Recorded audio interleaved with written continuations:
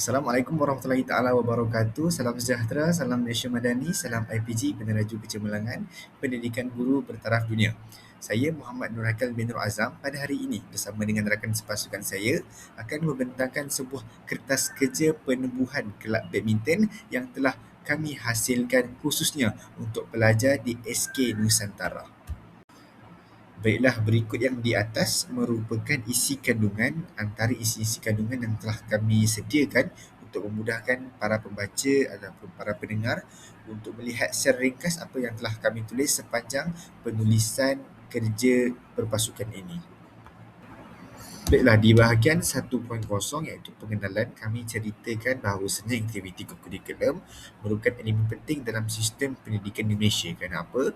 Kerana aktiviti kokurikulum ni mendidik umat manusia atau pelajar-pelajar untuk seimbang daripada segala jenis aspek, bukan daripada akademik semata. Kerana dengan aktiviti kokurikulum inilah mereka dapat belajar di lapangan sebenar, mereka dapat tahu apa itu nilai daripada projek based learning dan pada akhirnya mampu untuk menepati falsafah pendidikan kebangsaan yang telah ditetapkan, iaitu khususnya untuk melahirkan murid yang seimbang serta hampir sempurna daripada holistik, iaitu daripada segala pelbagai aspek, daripada aspek jasmani, emosi, rohani, intelek dan juga sosial. Dan disebabkan oleh itulah penubuhan kelab badminton SK Nusantara yang telah kami cipta ini kami kira mampu untuk menjadi sebuah platform untuk melahirkan murid seperti ini. Kerana apa? Kerana kita tahu badminton merupakan sejenis sukan yang menggunakan seluruh anggota tubuh badan kita. Jadi pada akhirnya apabila pelajar-pelajar mampu untuk memahami nilai badminton daripada kelab badminton ini sendiri, maka pada akhirnya mereka mampu untuk mencapai keseimbangan daripada semua aspek tersebut. Dan yang paling utama sebenarnya adalah kita ingin melahirkan tokoh ataupun kita ingin melahirkan murid-murid yang mampu untuk bermain badminton dengan tujuan bukan sahaja untuk membanggakan sekolah, bahkan untuk membanggakan negeri mereka, kita membanggakan negara mereka, dan pada akhirnya kita mampu untuk mencari pelapis yang tepat bermula daripada peringkat awal persekolahan lagi. Serta perumahan kelab badminton ini juga mampu untuk kita pastikan bahawasanya mereka mampu untuk memupuk nilai disiplin mereka, kerana untuk bermain badminton bukan sahaja menggunakan tubuh badan semata tetapi melatih disiplin, mental serta fizikal mereka supaya mereka mampu untuk bermain sukan ini dengan baik dan juga cemerlang untuk membanggakan nama sekolah dan juga yang penting nama negara dan bangsa. Baik, sekarang kita akan menelusuri pula apakah sebenarnya objektif ataupun apakah sebenarnya kelab badminton ingin capai pada masa hadapan.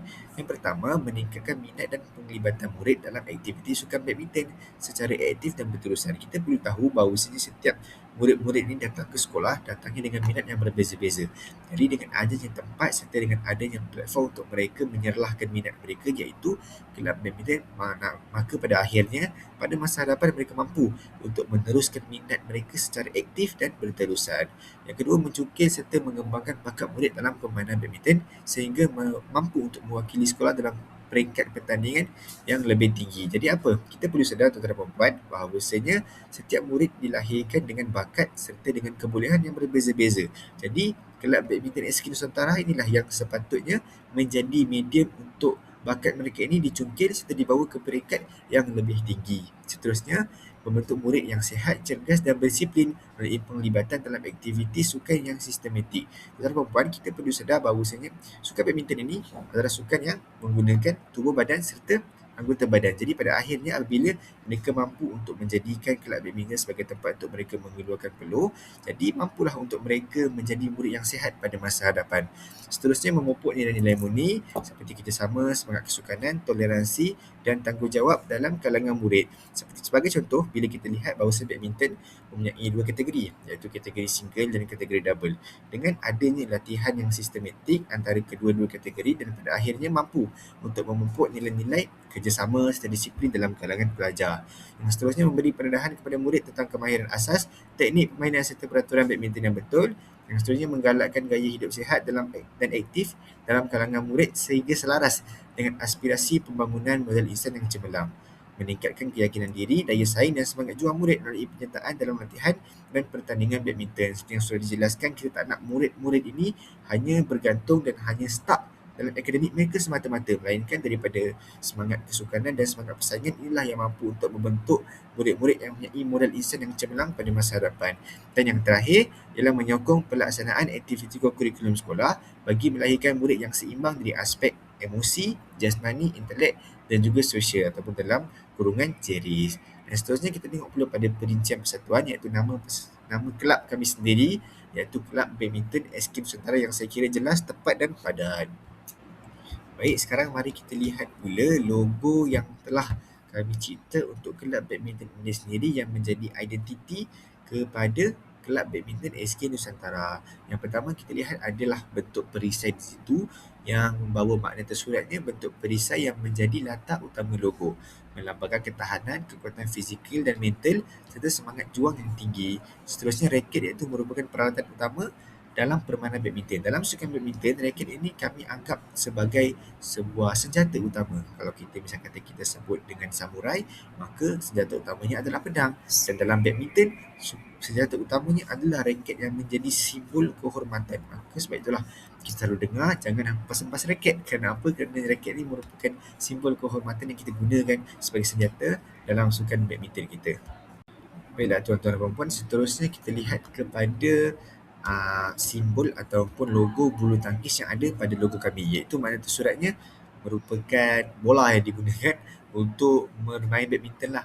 Jadi kalau kita tengok makna tersirat melambangkan ketepatan, ketangkasan, disiplin dan semangat untuk sentiasa bergerak maju ke hadapan. Kerana apa? Kerana untuk kita lahirkan pukulan-pukulan yang amazing lah orang kata. Pukulan-pukulan yang tepat dan tangkas memerlukan disiplin yang sangat tekun. Kenapa? Kerana disiplin inilah yang melahirkan latihan-latihan yang berkesan pada masa hadapannya. Seterusnya garisan dan kesan pergerakan, makna tersurat garisan berwarna oranye dan kuning yang seolah-olah bergerak pantas. Jadi makna tersiratnya mencerminkan kelajuan, kecergasan, daya saing dan semangat murid untuk terus berusaha meningkatkan prestasi dalam bidang sukan. Warna merah, warna dominan pada logo iaitu melambangkan keberanian, semangat juang, keyakinan diri dan kesungguhan dalam menghadapi cabaran serta pertandingan. Yang kita tahu bahawa sangat sinonim, warna merah sangat sinonim dengan keberanian, tepat sekali. Iaitu warna oranye digunakan pada latar dan elemen pergerakan, melambangkan kreativiti, kecergasan, tenaga dan semangat yang tinggi dalam menjalankan aktiviti kelab. Seterusnya warna kuning digunakan pada bingkai dan reben logo, melambangkan kecemerlangan, kejayaan, kegemilangan dan aspirasi untuk mencapai prestasi yang paling terbaik dalam sukan badminton.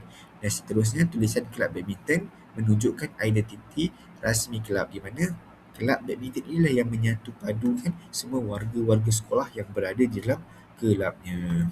Seterusnya kita lihat pula untuk tulisan SK Nusantara yang di mana menunjukkan nama sekolah, melambangkan rasa bangga, semangat kekitaan dan identiti warga sekolah. Dan pada akhirnya kita perlu sedar bahawasanya kelab badminton yang ditubuhkan ini haruslah bersandarkan daripada sekolah kita sendiri. Sebab apa? Sebab bermulanya kelab badminton ini adalah daripada peringkat sekolah, tuan-tuan dan puan-puan.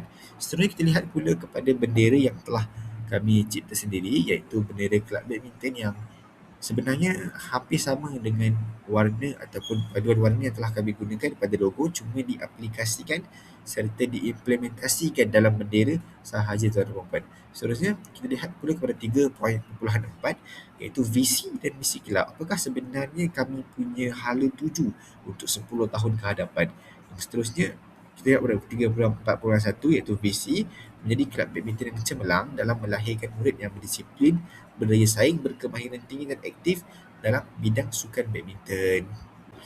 Baik, sekarang kita lihat pula kepada misi yang ada dalam kelab kami. Yang pertama, memberi peluang kepada murid untuk mempelajari dan menguasai kemahiran asas serta lanjutan dalam permainan badminton. Kita perlu sedar tuan-tuan dan puan-puan bahawa sekolah bukan sahaja sebuah medan ataupun tempat untuk mereka belajar, bukan buku teks dan tulis dan sebagainya. Melainkan sekolah, pada harapan kami juga kami mahu untuk menjadi sebuah akademi kepada mereka yang mempunyai minat yang mendalam serta mempunyai bakat yang layak untuk kita luaskan apatah lagi dalam sukan permainan badminton. Seterusnya, mencukil, membimbing dan mengembangkan bakat murid supaya mampu mencapai kecemerlangan dalam pertandingan badminton. Ini membuktikan bahawasanya kelab kami bukan sekadar kelab bawa raket pergi sekolah main saja, bukan, tapi sekolah kami adalah tempat untuk melahirkan insan-insan yang mempunyai bakat supaya pada masa depan mereka mampu untuk mewakili negara kepada peringkat yang lebih atas. Seterusnya, memupuknya nilai murni seperti disiplin, kerjasama, tanggungjawab dan semangat kesukanan dalam ahli kelab. Seterusnya, menggalakkan pengamalan gaya hidup sihat dan aktif melalui pelibatan dalam aktiviti serta latihan badminton yang terlancar. Dan yang terakhir, meningkatkan imej dan keseimbangan sekolah melalui penyertaan serta pencapaian dalam kejohanan badminton di pelbagai peringkat. Baik, seterusnya kita lihat pula kepada lagu persatuan yang telah kami hasilkan. Untuk lagu persatuan pada kali ini, kami tidak akan menyanyikannya secara langsung, melainkan telah kami sediakan URL ataupun link yang boleh kita tekan untuk kita dengar secara langsung apakah sebenarnya lagu yang telah dicipta oleh kami berdua. Baiklah, ini adalah link URL kelab yang telah kami hasilkan. Jadi kepada sidang hadirin yang mungkin mahu mendengar lagu ini secara langsung, tekan sahaja link tersebut ataupun copy dan pastekan dalam Google supaya mampu untuk mendengar lah bagaimana daripada hasil lirik ini mampu untuk menjadi sebuah irama lagu. Seterusnya, kita lihat pula kepada sasaran ahli ataupun siapakah sebenarnya golongan-golongan pelajar yang kami inginkan untuk masuk ke dalam kelab badminton ini. Ini yang pertama, terbuka kepada semua murid tahap 2, iaitu murid tahun 4, 5 dan tahun 6 yang mempunyai minat, bakat serta komitmen dalam permainan badminton. Jadi sebenarnya daripada tahap 2, 4, 5 dan 6 ni kami telah pun mengambil mereka untuk menyertai kelab badminton secara khusus. Jadi pemilihan ahli juga mengambil kira kesediaan murid untuk melibatkan diri secara aktif dalam setiap aktiviti yang dianjurkan oleh kelab. Jadi jumlah keahlian adalah terhad kepada maksimum 75 orang murid bagi memastikan setiap ahli mendapat peluang yang sama untuk mengikuti latihan, aktiviti dan program pembangunan kemahiran. Jadi apabila murid tersebut terlalu ramai, maka kami kira tak mampu untuk menyasarkan latihan kepada semua murid-murid tersebut. Jadi 75 orang kami kira sebenarnya sudah maksimum untuk memastikan aktiviti yang dijalankan mampu untuk menjadi lebih berkualiti dan mampu untuk menjamin keberhasilan pada masa mendatang. Jadi dari sini perubahan pada akhirnya berteraskan dan bersandarkan kepada falsafah pendidikan kebangsaan, iaitu kita nak lahirkan murid yang mahir serta seimbang daripada jenis itu jasmani, emosi, rohani, intelek dan juga sosial. Jadi pada akhirnya mereka keluar daripada sekolah, mereka mampu untuk menjadi insan yang mampu untuk menjadi pemimpin yang cemerlang pada masa hadapan tuan-tuan dan puan-puan. Seterusnya kita renungkan pula kepada baju ataupun jersey kelab yang telah kami cipta, di mana kami menciptakan dua jenis, iaitu home dan away. Home ini dipakai apabila sekolah SK Nusantara menjadi tuan rumah, dan away apabila kita ataupun sekolah bermain di luar daripada sekolah tersebut. Jadi kita melihat paduan warna sebenarnya agak sinonim dengan logo kelab itu sendiri, kerana kami tidak mahu terlalu kontras antara baju kelab dan juga logo kelab. Jadi dengan adanya baju kelab dan home dan away, maka kami kira mampu untuk menjadi suntikan semangat kepada murid-murid yang bakal mewakili sekolah, kerana kita tengok baju kelab pun kelihatan sangat indah dan sangat cantik paduan warna dan sangat atletik, khususnya kain yang digunakan juga kami kira mampu untuk menyerap peluh dengan baik serta mempunyai sirkulasi ataupun keluar masuk udara yang baiklah. Jadi pada akhirnya baju ini tidak terlalu panas dan mampu untuk mengekalkan hidrasi yang baik kepada para murid yang bakal mewakili sekolah untuk pertandingan badminton di luar maupun di dalam kawasan sekolah. Baik, sekarang kita lihatkan pula kepada carta ahli penyuluhan kelab badminton ASK Nusantara. Kita perlu sedar tuan-tuan dan puan-puan bahawasanya kelab badminton ataupun mana-mana kelab sahaja yang ingin ditubuhkan di dalam sekolah perlulah mengikut prosedur ataupun SOP yang telah ditetapkan. Jadi yang pertama ialah cadangan penubuhan kelab badminton. Perlu ada yang mencadang untuk melahirkan kelab badminton atas rasional dan sebab yang muhasabah. Seterusnya, perbincangan dengan pihak pentadbir sekolah. Perlu kita sedar untuk lahirkan sebuah kelab tak boleh kita lahirkan sesuka hati. Kita perlu adakan perbincangan dengan pihak atasan sekolah terlebih dahulu. Seterusnya, penyediaan kertas kerja penubuhan di mana yang telah kami ciptakan ini. Seterusnya, semakan dan kelulusan guru besar perlu dapatkan kelulusan supaya pada akhirnya kelab badminton ini layak untuk ditubuhkan. Seterusnya, hebahan dan promosi keahlian, pendaftaran ahli kelab, pelantikan guru penasihat. Perlu ada guru yang mengelola serta mengendalikan kelab ini secara sistematik supaya tak lepas kendali begitu sahaja. Dan seterusnya, mesyuarat agung penubuhan kelab. Kita nak lahirkan ataupun kita nak tubuhkan ahli jawatan kuasa daripada pengurusi sampailah AJK yang terlibat. Seterusnya, pemilihan dan pelantikan jawatan kuasa kelab, penggubalan perlembagaan dan peraturan kelab, penyediaan takwin dan perancangan aktiviti tahunan, dan yang terakhir, pelaksanaan dan pemantauan aktiviti kelab yang paling climax lah dalam perancangan kita ini. Seterusnya, saya akan menyebut pembentangan ragam sepasukan saya, iaitu Haikal, 3.10 Perlembagaan Persatuan, iaitu Perlembagaan Kelab Badminton, telah kami lampirkan pada bahagian lampiran yang telah siap ditandatangani oleh setiausaha, pengerusi dan guru penasihat. Seterusnya, 4.0 iaitu matlamat. Matlamat utama penubuhan Kelab Badminton SK Nusantara adalah untuk melahirkan murid yang aktif, sihat dan cergas melalui penyertaan dalam aktiviti badminton secara konsisten.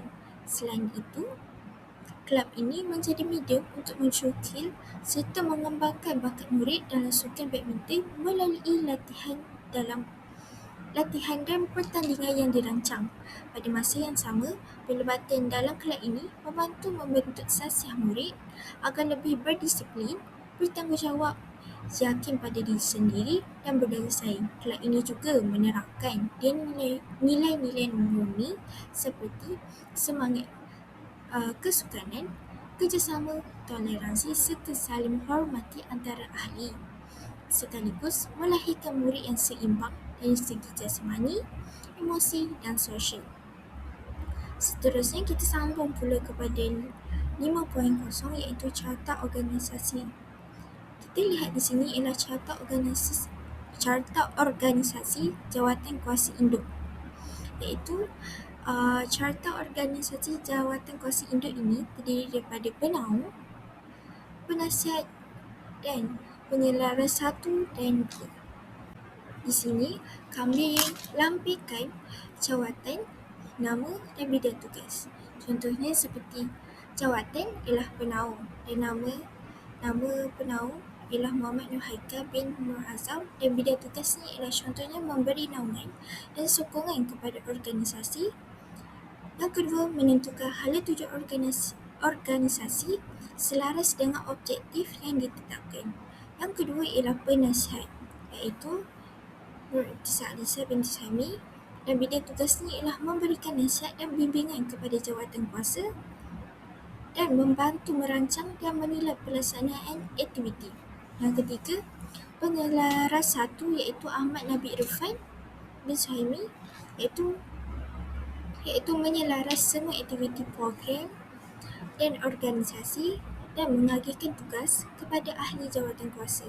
Dan yang terakhir sekali ialah penyelaras 2 iaitu Najla Syafia binti Kamarul Arifin, iaitu membantu penyelaras 1 dalam menyelaraskan aktiviti organisasi dan mengambil alih tugas penyelaras 1 sekiranya diperlukan.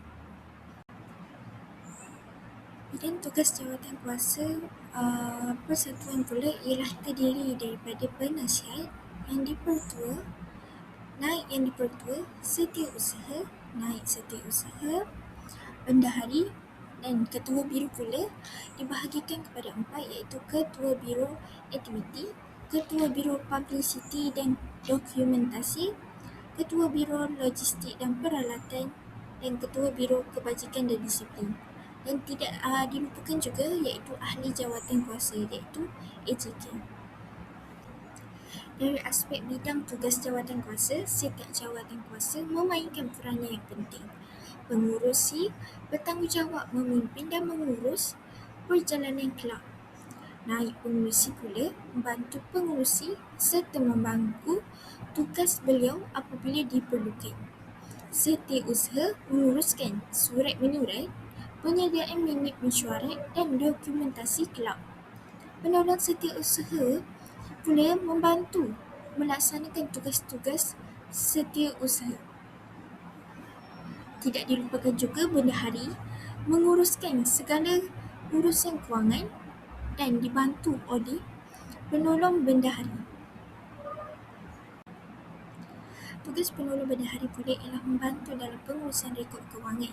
Tidak dilupakan juga kepada bidang tugas ketua biro aktiviti, iaitu menyediakan jadual dan merancang aktiviti. Ketua biro publicity dan dokumentasi pula ialah menguruskan publicity dan menyediakan bahan promosi. Ketua biro logistik dan peralatan pula ialah menguruskan peralatan dan menyediakan logistik. Dan akhir sekali, Ketua Biro Kebajikan dan Disiplin ialah menjaga kebajikan ahli kelab persatuan dan memupuk disiplin antara ahli. Dan ahli jawatan kuasa pula bekerjasama dalam menjayakan setiap program dan aktiviti yang dirancang. Seterusnya ialah takwin perancangan sekolah, iaitu takwin perancangan Kelab Badminton SK Nusantara disediakan sebagai panduan pelaksanaan aktiviti ko-kurikulum sepanjang tahun bagi memastikan setiap program dapat dilaksanakan secara sistematik, tersusun dan terancang. Di sini terdapat jadual yang kami sediakan, iaitu takwin tahunan Kelab Badminton SK Nusantara bermula daripada bulan Januari hingga bulan Disember, iaitu aktiviti yang dilaksanakan pada bulan Januari pula ialah dimulai dengan mesyuarat agung Kelab Badminton. Pada bulan Februari pula ialah latihan asas kemahiran badminton. Pada bulan Mac terdapat pula klinik kemahiran badminton, dan pada bulan April seperti pertandingan dalaman kelab. Pada bulan Mei pula ialah ceramah pemakanan dan kecergasan atlet. Pada bulan Jun pula ialah latihan intensif dan simulasi perlawanan. Sehinggalah pada bulan Disember pula ialah refleksi tahunan dan perancangan tahun hadapan. Dari aspek kewangan pula, sumber kewangan kelab diperoleh melalui juran keahlian, sumbangan yang diluluskan oleh pihak sekolah dan sumbangan PIBG, tajaan serta hasil aktiviti yang dijalankan. Dari segi pembelanjaan tahunan pula ialah pembelian shuttlecock, peralatan latihan seperti kon, marker, tangga, agility dan lain-lain. Terdapat pula sijil dan medal dan trofi.